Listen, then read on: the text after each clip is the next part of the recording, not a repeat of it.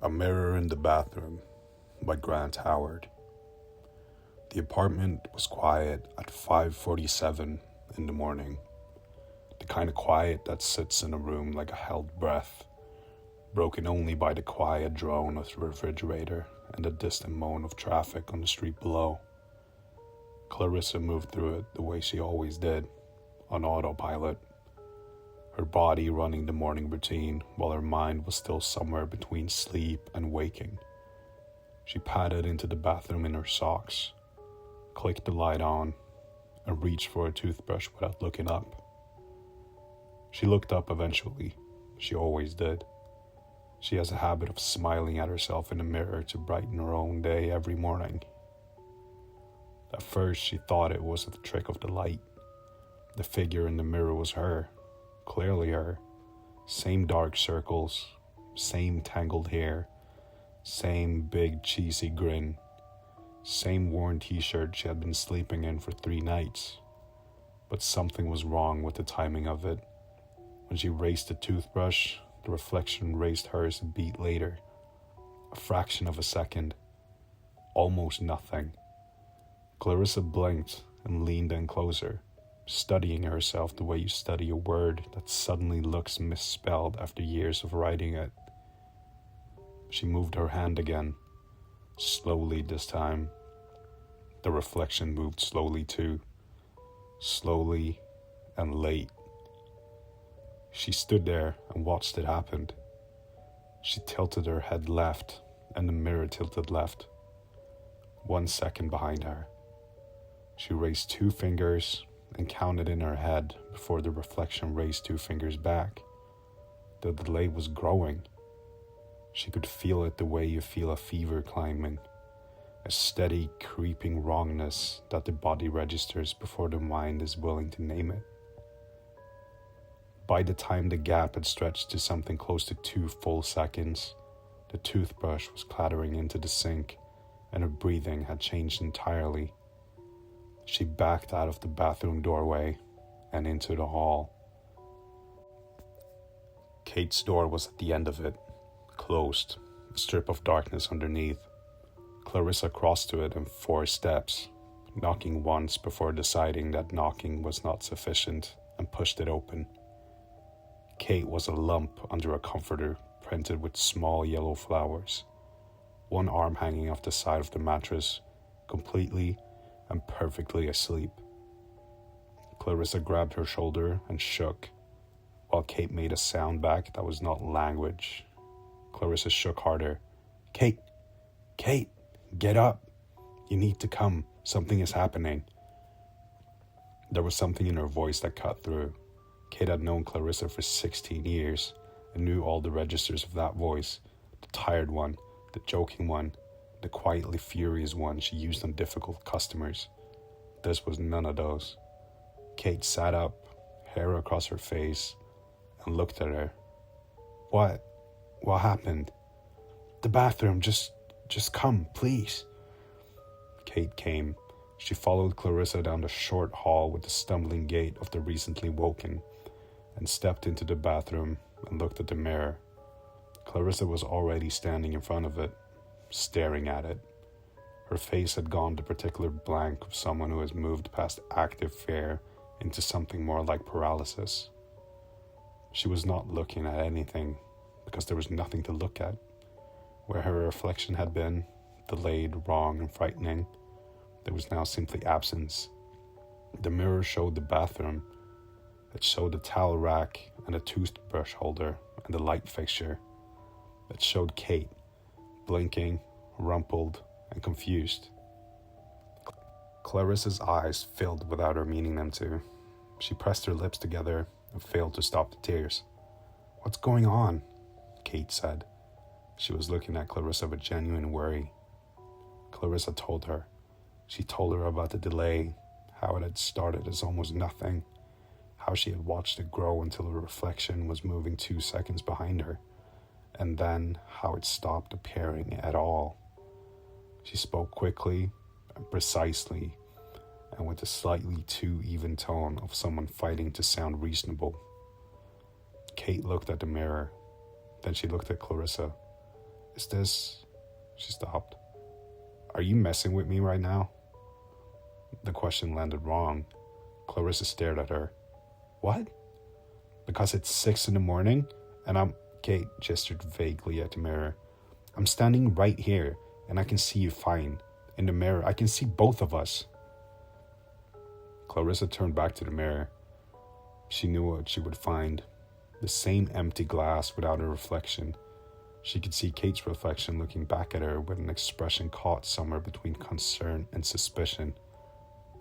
Something in Clarissa's chest came loose then. Not dramatically, quietly. The way things give way that have been holding for a long time. She began to sob.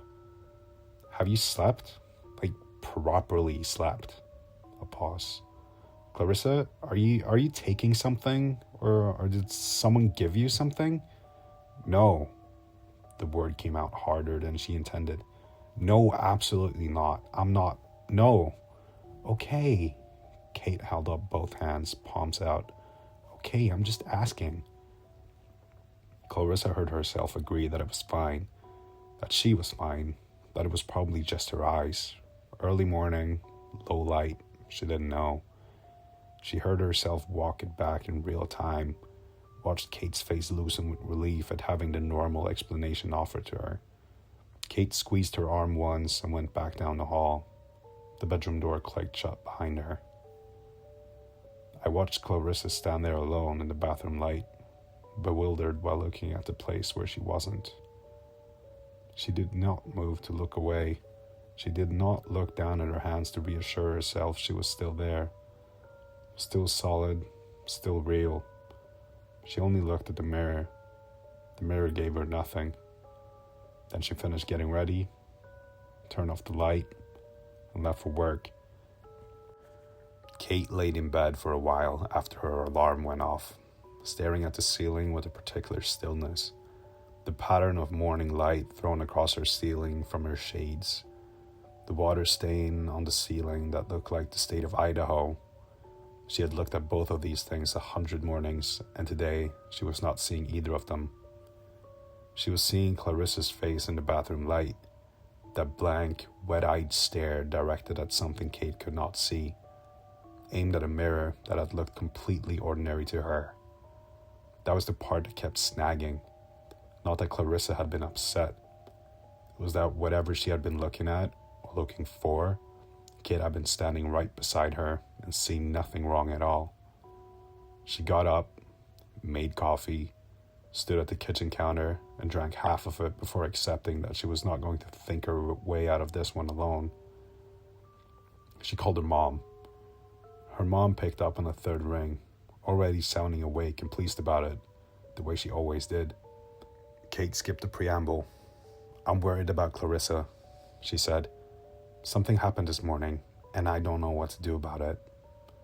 She told her the whole thing, and her mom listened without interrupting, which was one of her better qualities. When Kate finished, there was a brief silence on the other end. That doesn't sound like her at all, her mom said. That really doesn't. I know. Clarissa's the most... Her mom searched for the words. She's always so bright.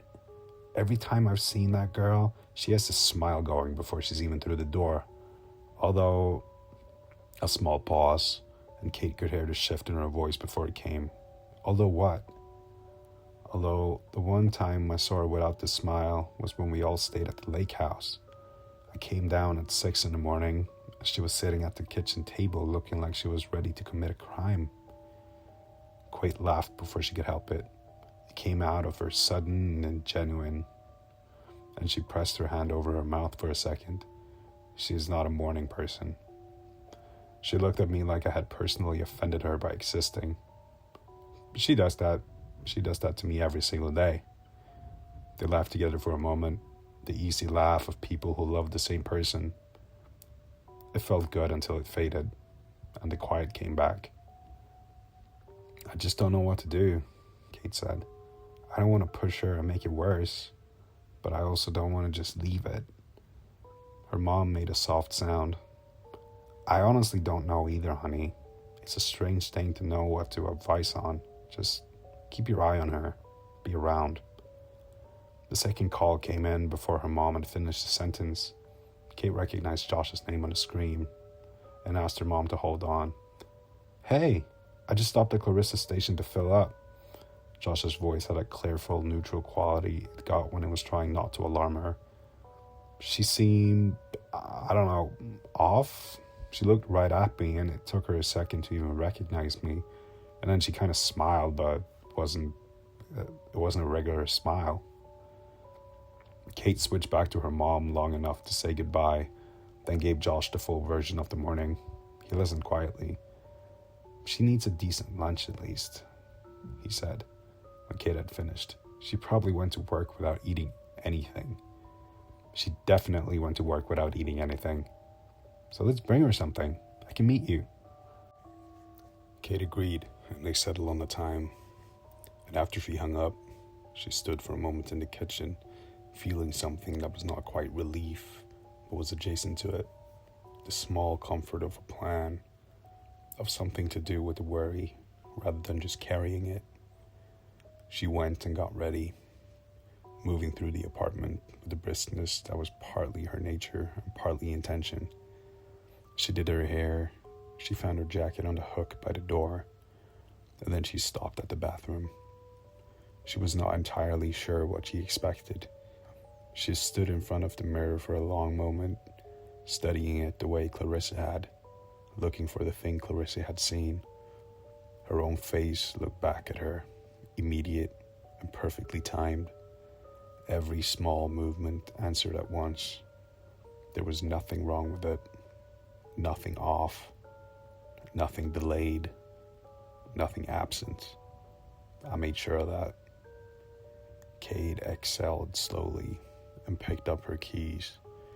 She had grocery shopping to do before lunch, and she was not going to solve anything by standing in the bathroom staring at her own reflection. She locked the apartment door behind her and headed down the stairs into the pale morning. The door opened at 6:14 in the evening. Clarissa came through it carrying the exhaustion of someone who has spent an entire workday pretending to be fine. She had it managed well enough in her face. The smile she gave Kate and Josh was real enough, assembled from the parts of her that had decided somewhere around the 4th hour of her shift, but she was going to hold herself together through sheer stubbornness. Josh was on the couch with his arm around Kate, the television throwing blue light across both of them. They looked up when she came in, and there was a beat of assessment that Clarissa felt but did not acknowledge. "There she is," Kate said. "How's the rest of your shift?" Clarissa dropped her bag by the door and took off her shoes. Not too bad, actually. I started feeling better after you guys came by. That food really helped. Thank you again. Seriously. Kate picked the sandwiches, Josh said. "And thank you, Kate." "Anytime," Kate said. "I am tired, though," she said. "Really tired." Clarissa headed off to the bathroom. She had been doing this all day, a small negotiation with herself every time a reflective surface came into view. The careful angling of her body away from the mirror above the sink at work, the particular study she had given the backs of her own hands instead of looking up. She had checked once, early in her shift, stealing herself an employee bathroom with the door locked. Nothing. The mirror had given her back the soap dispenser, the paper towel holder, and the yellowish light, but no Clarissa at all. She had stood there for a moment, then unlocked the door and went back to work. She did not check again. Now she stood in her own bathroom, with her back to the mirror for a moment, the familiar smell of her own shampoo, Kate's collection of products lying along the edge of the tub, the small comfort of a known space. She breathed it in. She turned around. She was there. Her own face, complete and immediate, looking back at her with the same tired eyes she had been wearing all day. She moved her hand, and the reflection moved with her. Instant, synchronized, entirely normal. Clarissa let out a breath that felt like it had been stored somewhere deep and inconvenient since she had woken up that morning. She stood there and looked at herself for a long time, looked at the ordinary fact of her own face in the mirror, something she had done every day of her life without a second thought, and felt something close to grateful for it. Her mind turned the morning over again, examining it from a small distance now that the immediate fear had drained away. The delay, the growing gap, the disappearance, she could not account for any of it. She could not fit it into any explanation that did not make her sound like someone who needed to sit down with a professional and answer questions about her sleep schedule. She hoped, with a thoroughness that approached prayer, that it would not happen again. She went back out to the living room, dragged her beanbag chair from its corner, and settled into it with her knitting. The television was showing something with a lot of dramatic music and quick cuts between faces. She let it wash over her without really watching it, her hands moving through the familiar rhythm, the soft click of needles, the slow growth of something blue and undefined in her lap. This was the part of the day she had been waiting for, the part where she did not have to be anything in particular. After a while, Kate stretched and looked over at Josh. "We should go out," she said. "Stellar Bella is playing at the bar tonight, the local band I like." Josh agreed immediately, in the way he agreed to most things Kate suggested. "Come with us," Kate said, turning to Clarissa. "You can knit when you're dead." Clarissa smiled without looking up. "I'm so tired, I really can't. You two go."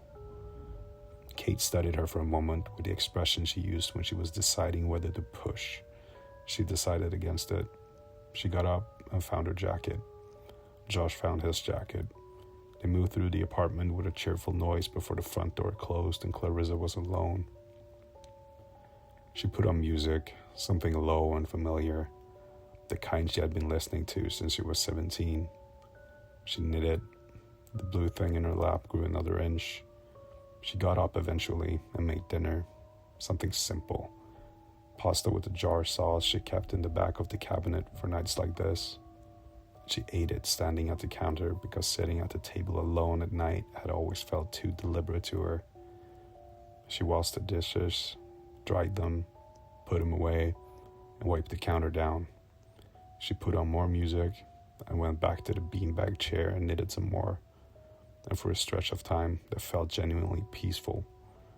Clarissa was just a person alone in a small apartment on a quiet evening, doing nothing of any consequence.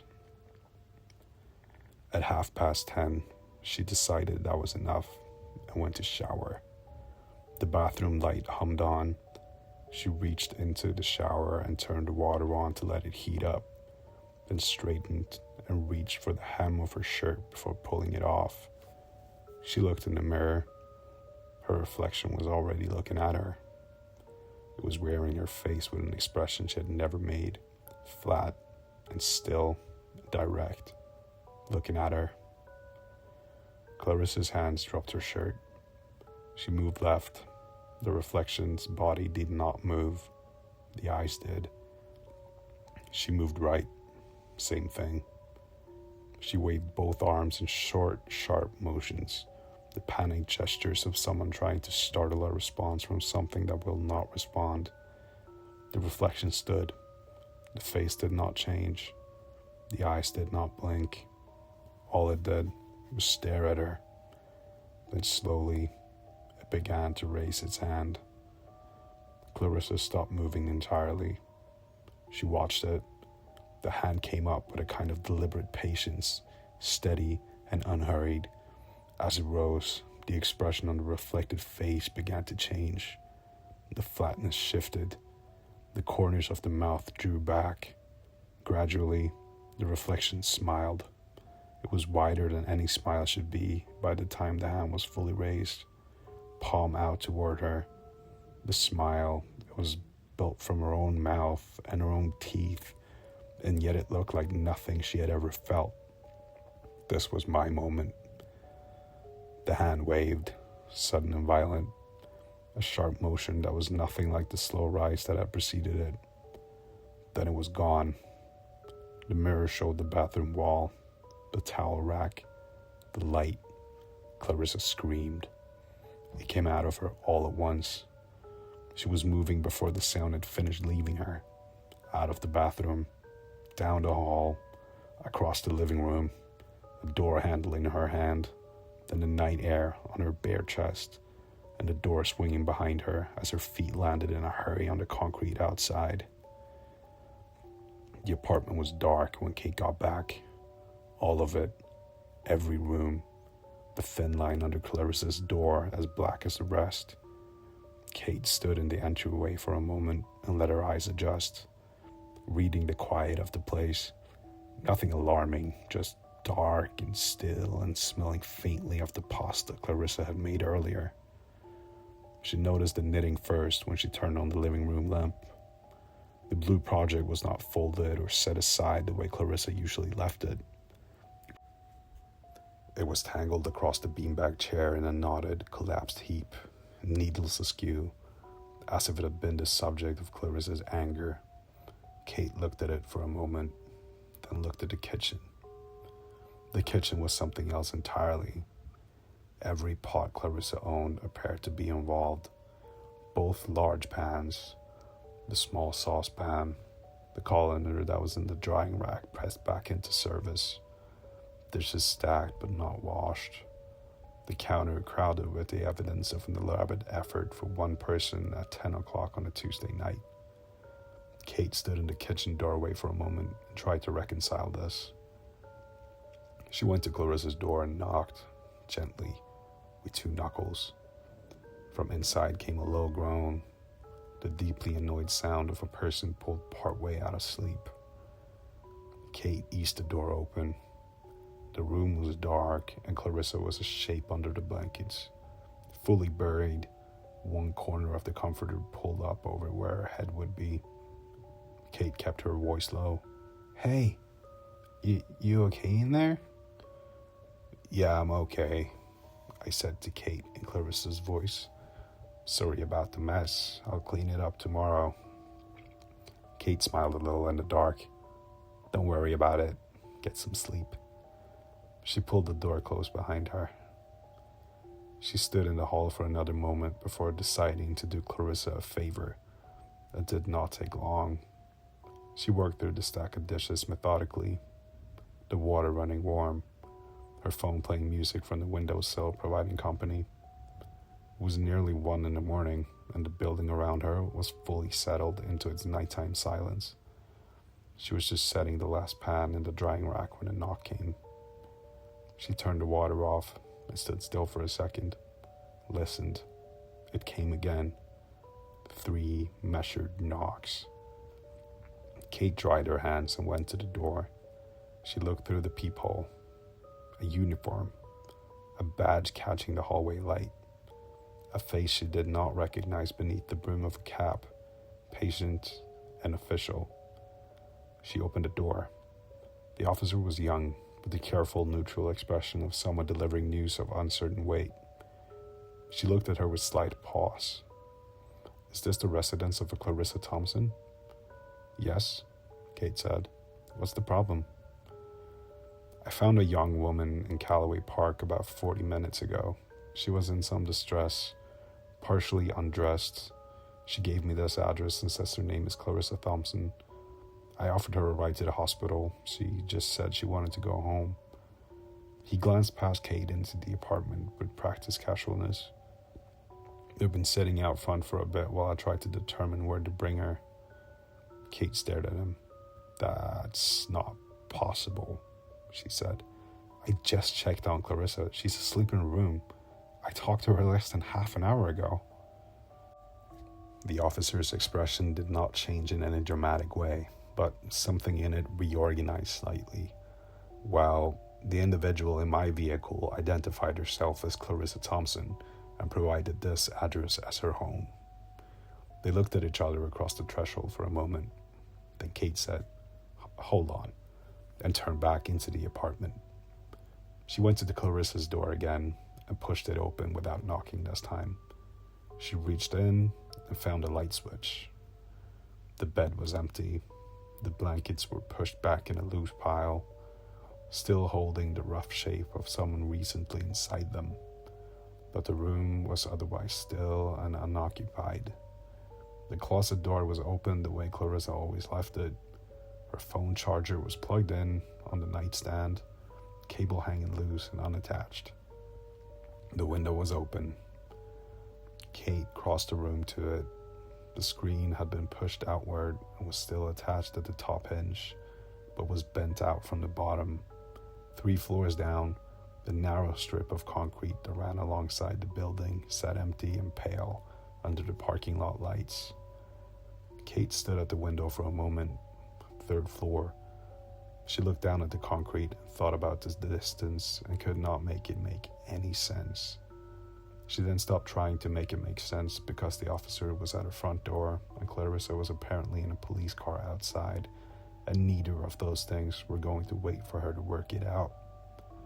She bent the screen back, went to Clarissa's dresser and pulled it open, grabbed what came to hand, a pair of leggings and a sweatshirt.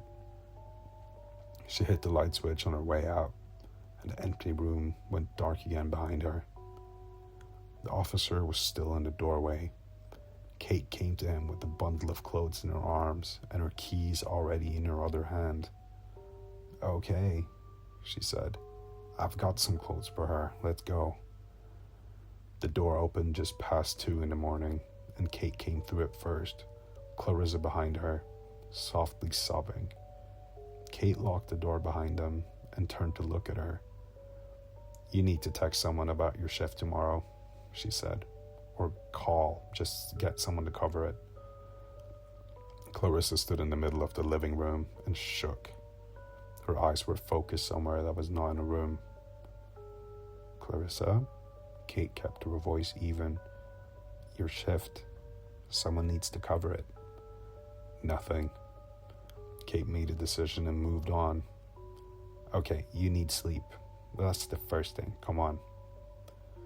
She put her hand on Clarissa's back and guided her down the hall. Clarissa moved where she was directed.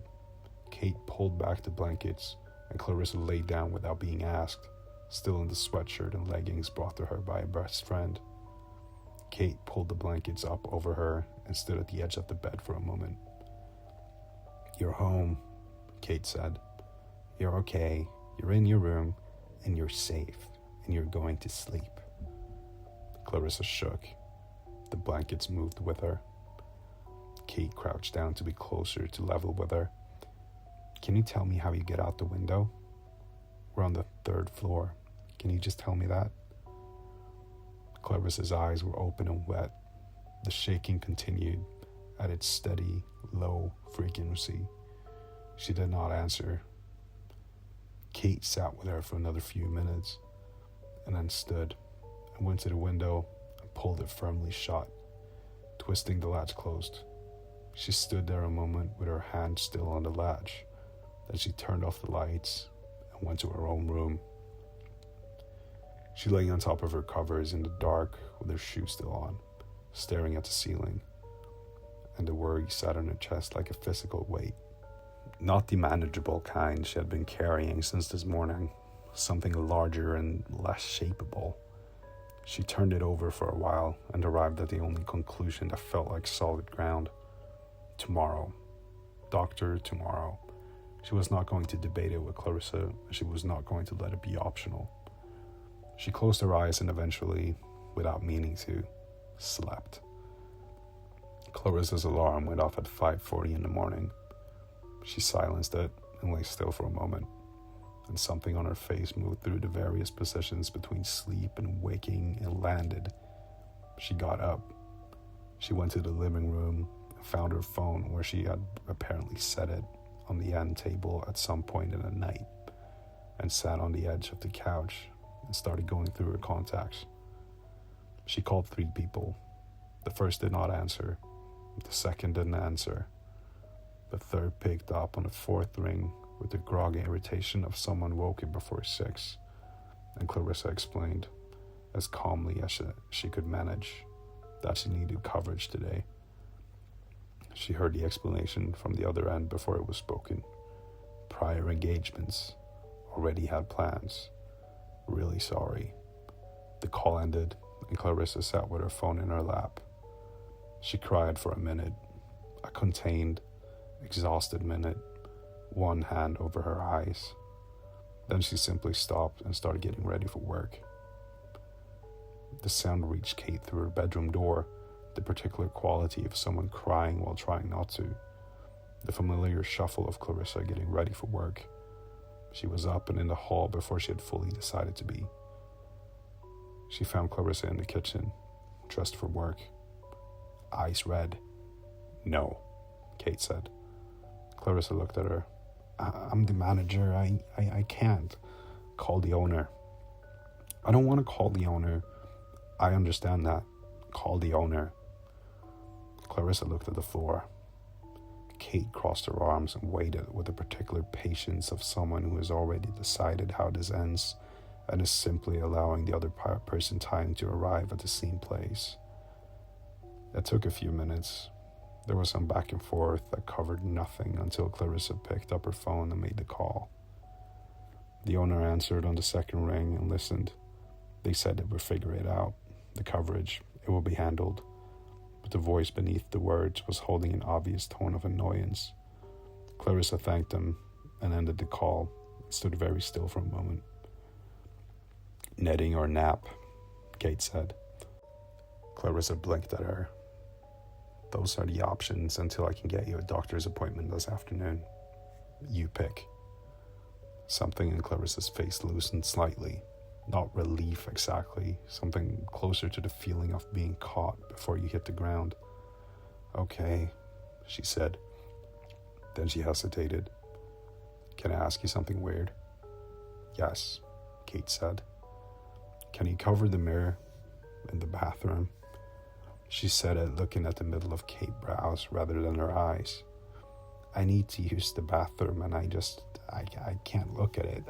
I know that's done," Kate said. She did not make it a thing. She went to the bathroom and took the spare towel from the rack and hung it from the top of the mirror's frame so it fell across the glass in a flat curtain of pale green terry cloth. She smoothed it once and stepped back. "All yours," she called. Clarissa came in. She moved along the far wall, keeping her eyes on the floor and then on the far wall and the ceiling. She could feel the covered mirror the way you feel a dark doorway in a dark room. Not seeing it, just knowing it was there. She used the toilet with her eyes fixed on the grout lines between the floor tiles. She knew she would leave. Her hand was already moving toward the door. But something shifted deep in her chest like a tide going out, and she couldn't help but turn. Of course I wasn't going to let her leave without looking. She needs to look. The towel hung there, flat and ordinary and pale green against the mirror's frame. Clarissa looked at it. She watched in horror as her own hand reached out as if it belonged to someone with a different agenda entirely. Fingers finding the bottom edge of the terry cloth before lifting it. The bottom of the mirror was red. A deep, wet red sat against the glass from the inside, as though the other side of whatever dimension the mirror opened into was coated in it. Clarissa's hand kept lifting. The sink came into view into the reflection, and the sink was not clean. The reflected sink was streaked with handprints, palm and fingers dragged in long arcs across the porcelain, layered, more than one pair of hands, or the same pair more than once. Blood red, and more was dripping in from above. Her hand kept lifting. The reflection of the room revealed itself in sections. There was her reflection, standing where she stood, but it was moving. A small, violent, close movement.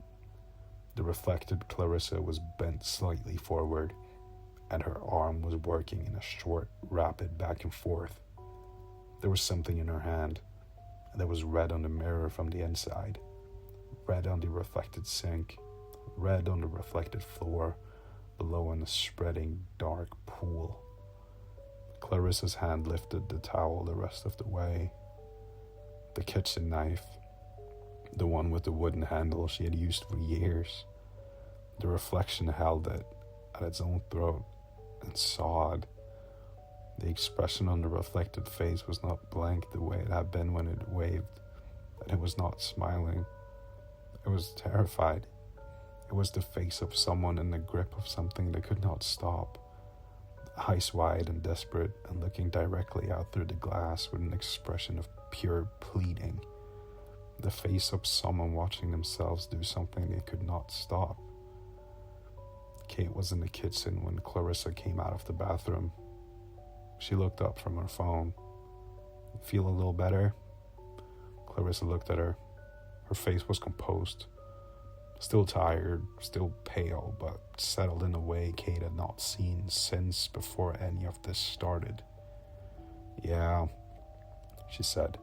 "I think I just need to sleep. I've got a lot to catch up on." She went to her room and closed the door. A few minutes later, the sounds of movement ceased, and the apartment was quiet. Kate did not sleep like Clarissa did. She lay in her bed for an hour after Clarissa's door closed, staring at the ceiling and running through the inventory of the last 2 nights with methodical anxiety. At some point, she stopped trying to sleep and simply accepted that she was awake, got up, and made coffee. She sat at the kitchen table in the early gray light to wait for 8 o'clock. She checked on Clarissa at 6:20. She turned the handle slowly and eased the door open an inch and looked. Clarissa was in the bed, face visible above the blankets this time, not buried under them. Her expression in sleep was unguarded and still. Peaceful was the word that came to Kate, and she held on to it. She checked again at 6:50. Still there. Still the same quiet face. At 8, she called the doctor's office. She had used this practice twice since moving to the city with Clarissa. She remembered the receptionist's voice, efficient and pleasantly brisk. Kate explained that her roommate needed to be seen today, that it was important, that there were some concerning behavior she did not want to get into over the phone. The receptionist found a noon slot. Kate took it and wrote the time on the back of a receipt from her jacket pocket.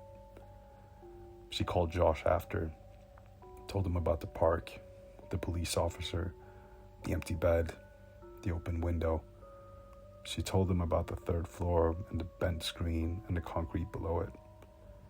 Josh was quiet for longer than he usually was, and when he spoke, his voice had the quality it got when he was genuinely unsettled and trying not to show it.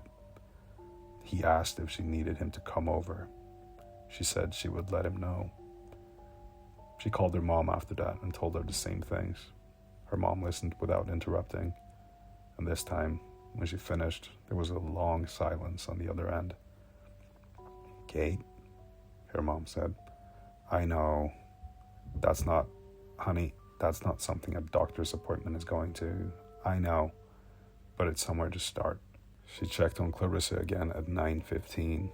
Still there, the peaceful face, the slow rise and fall of the blankets. At 9:40, she needed the bathroom. The smell reached her before she got to the door.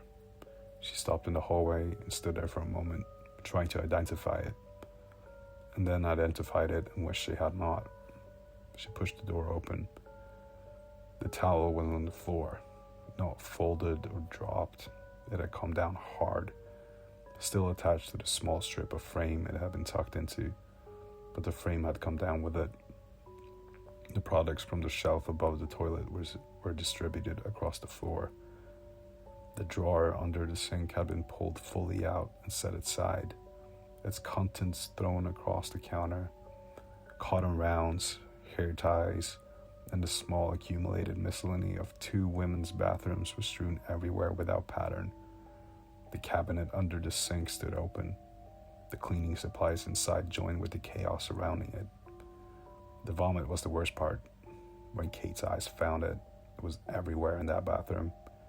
She made a sound she had not planned on making, a short, involuntary thing. She then turned around, walked back into the hall, and stood there with one hand over her nose, mouth breathing through her fingers until the immediate urgency of her own stomach passed. She stood in the hallway for a full minute. She thought about the sound she had heard this morning. Coffee brewing, her own phone calls, the ambient quiet of an apartment with one person sleeping and one person laying on their bed, listening to the other. She thought about the bathroom door, which she had not heard open or close. She thought about Clarissa going in after the towel was hung, 2 minutes at most, completely silent, coming out looking calm enough to go to sleep. She could not make it fit. She tried, and she could not. She went to Clarissa's door and pushed it open. The room was silent. The bed was empty. The blankets held their shape, the impression still there, the pillow still dented. Kate crossed the window immediately and checked the latch. Locked. She checked the screen from the inside. It was unbent, flush against the frame. Kate turned around and looked at the empty room for one moment, and then she went to the living room. Clarissa was in the kitchen.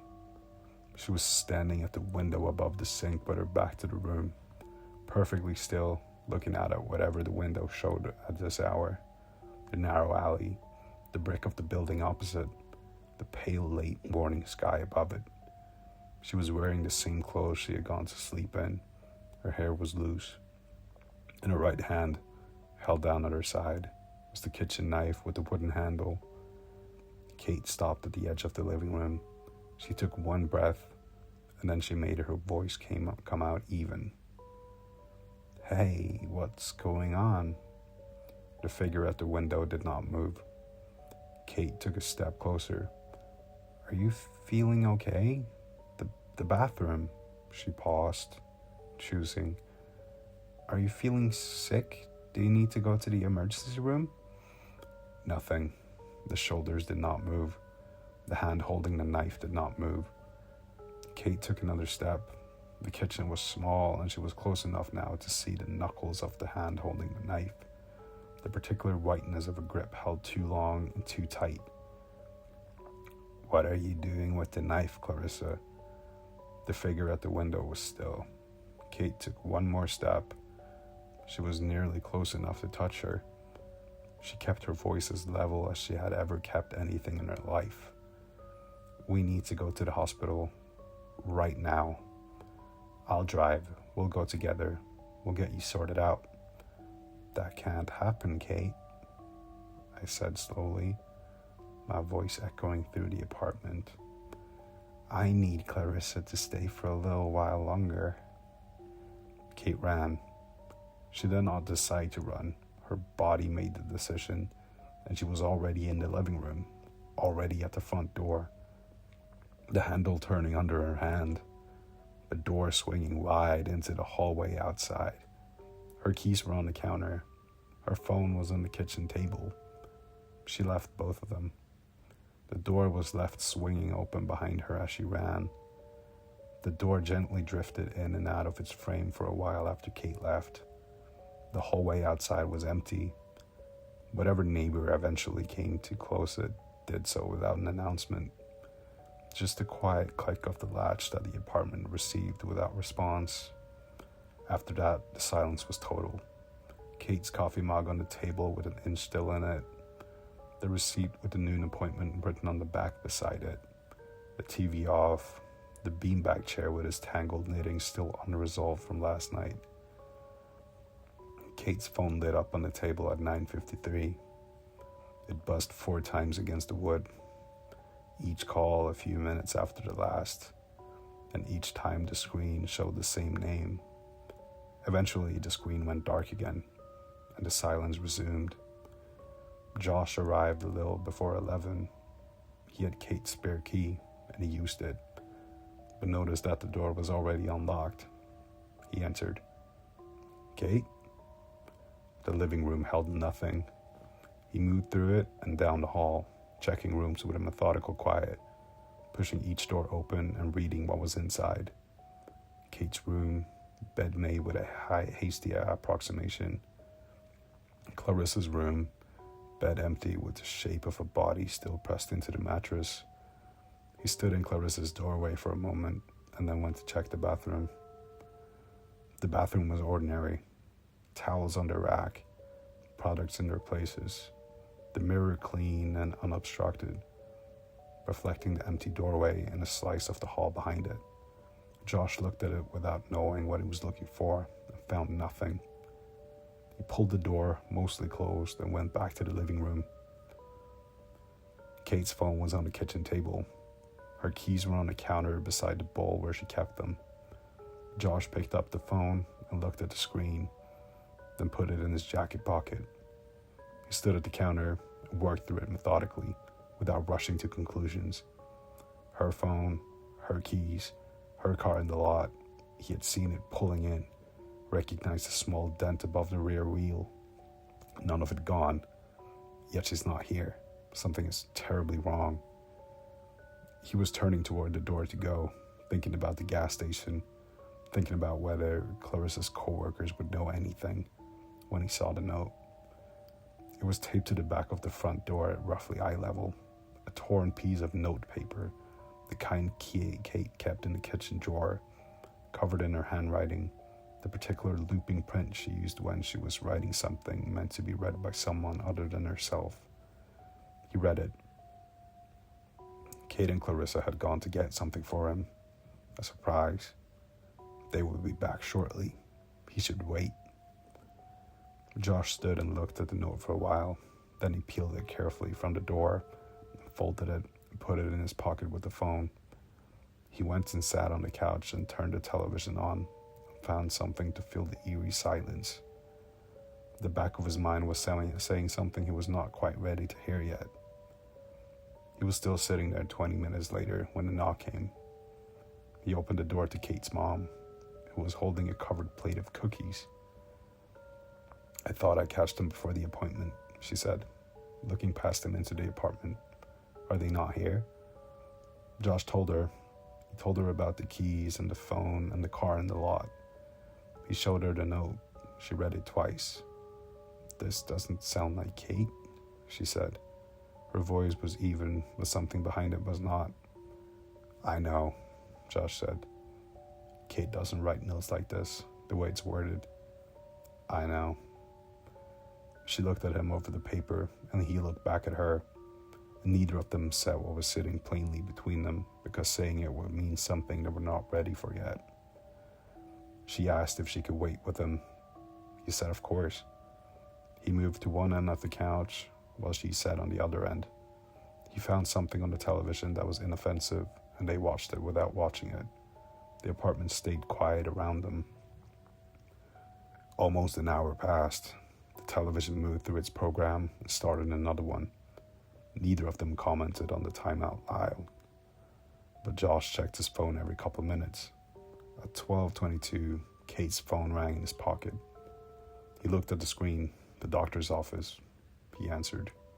The receptionist's voice was politely neutral, with a layer of professional patience beneath it. She was calling to confirm whether Clarissa Thompson was still planning to come in for a noon appointment, as they had not heard and wanted to give the slot to another patient if needed. Josh told her that he did not think they were coming, that they were, in fact, trying to locate them. The receptionist offered brief and genuine sympathy and ended the call. He told Kate's mom. She set down the cookie she had been holding without eating it. They looked at each other and arrived at the same place at the same time. "We should go look," she said. "Yeah." They stood and gathered themselves. Josh put Kate's phone on the kitchen table, setting it in the same spot he had found it with a care that felt important for reasons he could not have explained. He thought about locking the door, and then thought about Kate's keys still on the counter, the fact that she had nothing to get back in with, and left it unlocked. Kate's mom covered the cookies with a wrap and left them on the counter as if the gesture itself carried the promise of return. The door closed behind them. The apartment settled. On the kitchen table, Kate's phone screen lit up and began to buzz again. Then from down the hall, the door opened. Clarissa came out of her room, crossed the hallway to the kitchen table, and picked up the phone. "Hello?" what came through from the other end was not a voice arranged into words, not at first. It was the sound underneath sentences, the raw material of a person's animal instincts. And then words began to surface from it. Kate's voice. Kate, calling her own phone. "Please, Clarissa, please." A sob that swallowed the next few words whole. "I don't want to die. Please, please, Clarissa, put the knife down. I don't want..." Another break before Kate's voice became even more panicked. "Please, please, I don't want to die. Please." Clarissa stood in the kitchen and listened. Her face was wet. The tears moved down it in steady tracks, and her expression did not change around them. "Don't worry," I told Clarissa softly. "There's still some time left. You'll see her again soon." Clarissa ended the call. She set the phone down on the table with a strange gentleness. She stood there for a breath or two, her wet face composed and empty. Then she turned and walked calmly to the bathroom.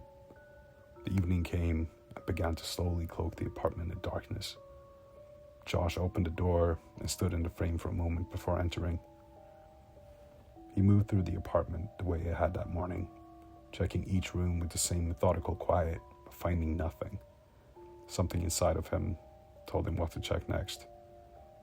He came back to the kitchen. He stood at the counter and looked at the knife block. It had 5 slots, 4 knives, the largest slot empty, the dark gap of it sitting in the row like a missing tooth. He looked at it for a moment. He reached out and took the second largest knife from its slot, the one with the black composite handle, and he held it at his side and turned toward the hallway. The scream came from behind the bathroom door. Clarissa's voice, unmistakably a high and desperate sound that had no specific shape to it. Only urgency, only the raw signal of something gone terribly wrong. Josh moved quickly. He covered the hall in a few steps and pushed the bathroom door open. He went in with the knife raised and his whole body prepared for something he could not have specified. There was no one inside. He stood in the doorway and looked at the room.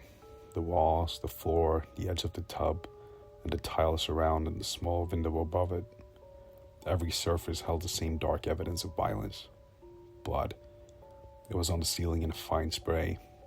It was on the floor in broad, uneven pools. It was on every wall and every fixture and every item in the room without exception. Except the mirror. The mirror was clean.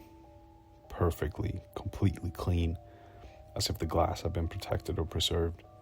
It stood in its frame above the sink and reflected the ruined room behind Josh with absolute clarity. His own face looked back at him from the center of it with a deadpan expression. He looked at himself and could not look away. The bathroom door slammed shut behind him. The sound of it crossed the apartment, moving through the hall, and reached the front door at the same moment the front door opened. Kate came through it like a raging storm. She had mace in her right hand, thumb on the trigger, arm raised and ready. Her face was a specific kind of distressed, halfway between fury and fear. Her voice, when it came, was at full volume and ragged at the edges. It filled the apartment completely. "The cops are on the way, you hear me? They're coming." She moved into the living room, her eyes going everywhere. "You think you can call me and say those things to me? You think that's okay? You think I'm just going to..." She stopped and reset. "You're out of your mind. You're completely out of your goddamn mind. And when I find you..." The banging from the bathroom cut her off. It was rhythmic, heavy, the sound of something substantial meeting a hard surface with force, again and again, the anticipation of his intervals between each impact just long enough to make the next one worse. Kate's mind moved through several things quickly. "I'm coming in there," she called toward the hallway. Her voice had changed. The ragged anger is still in it, but something colder underneath now. Something that had made the decision. "I'm coming in, and I will mace you, Clarissa. I will absolutely mace you, so help me God." She crossed the living room, went to the bathroom door, put her hand on it, and open it. Josh was at the tub. He was kneeling in front of it while he was bringing his head down against the porcelain edge with full and deliberate commitment. Blood was already flowing down the side of the tub in thick lines. More of it was in his hair and on the hand he had braced against the floor. His face, what Kate could see of it when the motion brought it briefly up before the next descent, was completely empty of expression. His eyes were open and unfocused and somewhere far from the bathroom. Kate screamed his name. She grabbed his shoulders and pulled. He did not respond to her. His body continued its motion against her grip with a horrible strength. She couldn't stop it. She couldn't redirect it. She could not make him be somewhere else. She was still trying when the final impact came. The sound of it was different from the others. Josh's skull cracked against the ceramic with a sickening thud. Josh went still and then went down, and the bathroom floor received him. Kate was left kneeling in the red room with her hands reaching towards a dead man. In the mirror above the sink, Josh's reflection stood upright. It stood with its shoulders back, and it looked at Kate with an expression that had nothing to do with the corpse on the floor. The smile came up slowly and completely, the full width of it alarming by itself. The hand came up, and it waved at her, a violent, gleeful motion. Kate screamed. She scrambled backward out of the doorway on her hands, hitting the hall wall and getting her feet under her before pressing her back against it. The mace still in her hand, her chest heaving, her eyes not leaving the bathroom doorway. The next voice came from the other direction. "I'm so sorry, Kate." Clarissa's voice, the sound of someone who has been crying for a long time. Kate turned. Clarissa stood between her and the front door, the large kitchen knife in her hand. Her face was exactly what her voice had promised, a devastated shell of what was once Kate's best friend. Her eyes found Kate's and stayed there. Kate raised the mace and charged. The stream hit Clarissa full in the face, eyes, nose, and mouth. Kate was close enough to see it land. Clarissa did not blink. The room became dead silent. Kate stared at Clarissa, and Clarissa stared back. The sheer beauty of the moment overtook me, so I spoke one final thing to those damned souls. "It is time." The knife plunged into Kate's chest, then again, and again, and again, and again, and again, and again, and again, and again, and again, and again, and again, and again. The first officers on scene secured the perimeter, called it in, and then stood in the hallway outside, the open door with absolute shock on their face. The apartment was a mess. Kate was just past the front door. The living room floor held her in a wide, dark spread of blood that had moved outward and begun to dry at the edges. The room around her was otherwise undisturbed. The cookies on the counter, the mug on the table, the knitting on the beanbag chair. Josh was in the bathroom. The officers went in, came back out quickly. Fragments of skull and brains littered the room. The mirror above the sink was unbroken and clean and showed the room with perfect fidelity. Clarissa was in her bedroom. She was seated on the floor in front of a large mirror propped against the closet door, the kind of full-length mirror that leans rather than hangs. She was upright, or nearly, her back against the side of the bed, her legs extended in front of her. The kitchen knife was in her hand, her fingers still loosely around the handle in the configuration of someone who had held it and then simply stopped. The wound at her throat was the kind that does not leave room for a second decision. The mirror in front of her reflected her back to herself, as well as the dry trail of blood down the front of her sweatshirt. The investigators arrived an hour and 40 minutes after the first officers. 2 of them. They moved through the apartment with grace. They were thorough.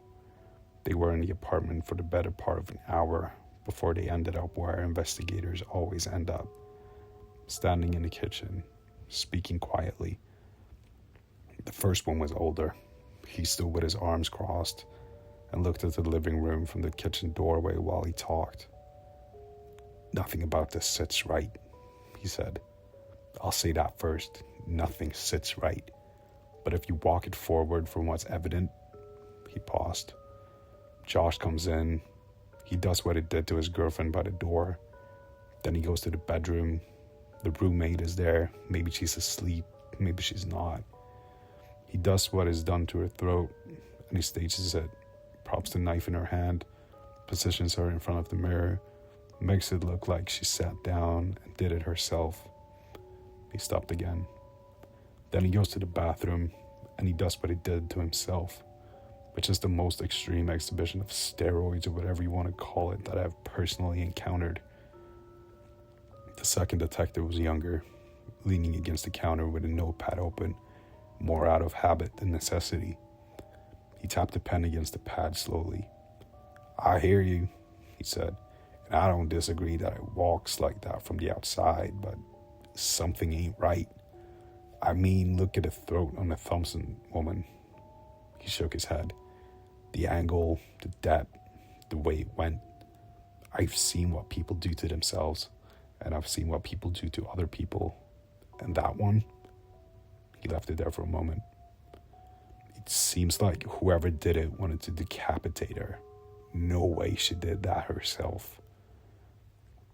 The first detective made a sound of agreement that was also a sound of frustration. He moved to the kitchen table and looked at the receipt sitting next to the mug without touching it. "Things are not what they seem," he said. "Things are definitely not what they seem." They stood with that for a moment.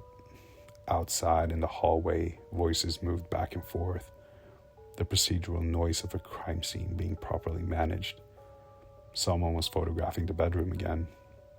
Someone else was in the bathroom with an evidence kit. "Did you get to check the security cameras?" the older detective asked. "Yeah, I did." 4 individuals entered and exited this apartment over the relevant period. He counted them off. The boyfriend, the 2 residents, the mother. "The mother is downstairs," the older detective said. "They're talking to her now." The young detective nodded. He looked around the kitchen, at the knife block with its missing slots, at the cookies on the counter still in the wrap, at the ordinary architecture of 2 people's shared life amidst the horror. He exhaled through his nose.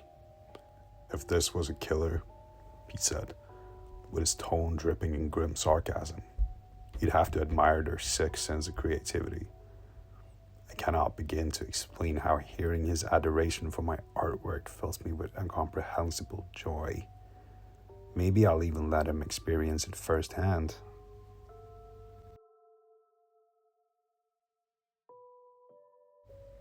Thank you so much for listening.